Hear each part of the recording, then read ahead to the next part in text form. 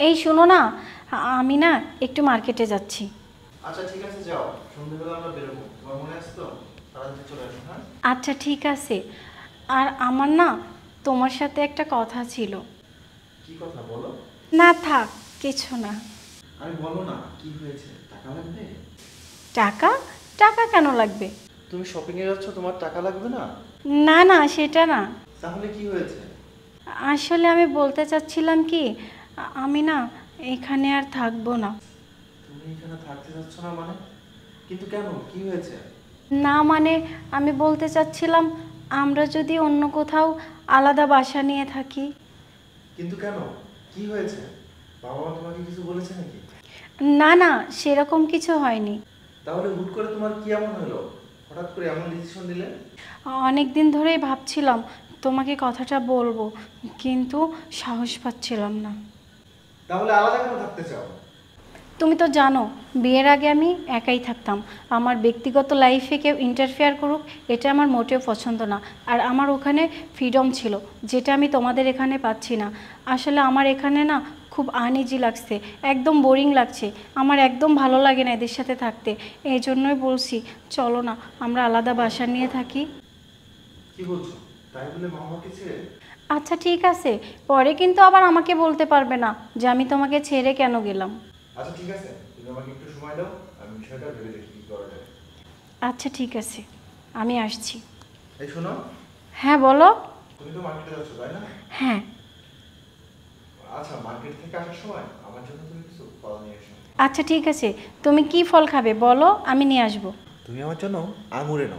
আর শোনো, যে আঙুরগুলো সস্তা ওই আঙুরগুলো আনবা, কারণ আমরা তো এইগুলা বাসায় খাবো, কোনো আত্মীয়র বাসায় নিয়ে যাবো না, তাই না? তাই তুমি সস্তা আঙুরগুলো আনো, হ্যাঁ? আচ্ছা ঠিক আছে, আনবো, আসি। আচ্ছা ঠিক আছে। আরে তুমি চলে এসেছো? হ্যাঁ চলে আসছি। আর তোমার জন্য ফল নিয়ে আসছি, ফ্রিজে রেখে দিয়েছি। তুমি যখন খাবে আমাকে বলো, আমি ধুয়ে তারপরে তোমাকে দিব। আচ্ছা ঠিক আছে, কত করে কেজি নিছে? 200 টাকা। 200 টাকা? তুমি কি 200 টাকা করে আনছো? না, আমি কেন 200 টাকা করে আনতে যাব? আমি তো যেগুলো ছুফা থেকে ঝরে পড়েছে আমি সেগুলো নিয়ে আসছি। আর ছুফা থেকে ওগুলো আনলে 200 টাকায় দিতে হতো, আমি ঝরাগুলো নিয়ে আসছি বলে আমি 80 টাকা করে নিয়ে আসছি। ও আচ্ছা, এবার বুঝতে পারছো তাহলে? বুঝতে পারছো তাহলে মানে আমি বুঝলাম না। ও আচ্ছা, তুমি বুঝতে পারছো না? তাহলে শোনো, তুমি যদি ঝুপা সহ আঙ্গুর কিনতে যেতে, ঠিকই তোমার 200 টাকা করে আঙ্গুরের কেজি কিনতে হতো। আর দেখো, তুমি ঝুপা ছাড়া ঝুড়ো আঙ্গুরগুলো কিনেছো মাত্র 80 টাকা করে কেজি। ঠিক এমনটাই, আমরা যখন পরিবারের সবাই একসাথে থাকি, এক পরিবারে থাকি, তখন আমাদের অনেক মূল্য থাকে, অনেক দাম থাকে, নিজেদের ভিতরে অনেক একতা থাকে। আর দেখো, যদি আমরা পরিবার ছেড়ে আলাদা আলাদা থাকি, তাহলে ওই আঙুরগুলোর মতো আমাদেরও মূল্য কমে যায়, আমরা মূল্যহীন হয়ে যাই।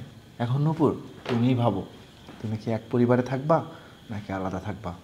আরে, আমি তো এত কিছু ভেবে দেখিনি। আমি শুধু ভেবেছিলাম আমার নিজের স্বাধীনতার কথা। সত্যিই তো, ঝরা জিনিসের মূল্য তো কারো কাছে নেই। তার মানে না না, আমি বাবা মাকে ছেড়ে, আমার পরিবার ছেড়ে আমি কোথাও যাব না। আমি সবার সাথেই থাকবো।